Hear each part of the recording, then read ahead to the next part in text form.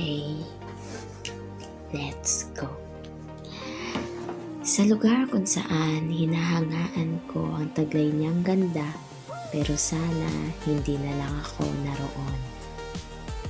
Present. Sa ganda mong taglay, kapalit nito ang alaalang hindi ko malimot. Lahat ng mga binitawang salita at pagsumpa sa gabing iyon ay masakit. Masakit. Patuloy na umiikot ang araw, patuloy na lumilipas ang gabi. Tuluyan mang baguhin ang nakaraan, mabaon man ng panahon ang pinagdaanan, isang anino ang magpaparamdam. Mga salitang hindi na mababawi pa dahil biglang sumirado ang pinto, biglang nagwakas kahit hindi pa dulo, at nagtapos ito sa magulo. Next, wait. Hanggang ngayon,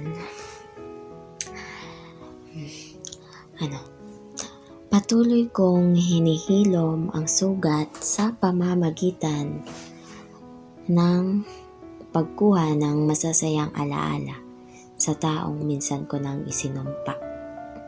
Sa kabila ng lahat, pilit kong hinahanap ang mabuting parte ng iyong pagkatao. Nagbabasakali na muli akong mabuo. Ganon katagal ang idinulot na sakit. Ganon kabagal ang proseso at pagtitiis. Ngunit, huwag kang mag-alala. Hindi na ako ulit nanunumpa pa. Binabawi ko na ang aking mga salita at paghuhusga. Tapos na ang aking pagtatanim ng galit sa kapwa. Ang tanging dala ko lang sa aming pag-alis, isang alaalang nag-iwan ng aral at sakit, na kahit kailan hindi na naming susubukan pang bumalik sa lugar kung saan isang maling desisyon na hanggang ngayon pilit naming iniaahon ang pamilyang iniwan ng aking ama. Isang alaalang tiniis ng higit 1 taon. Isang alaalang malungkot, masakit at bangungot.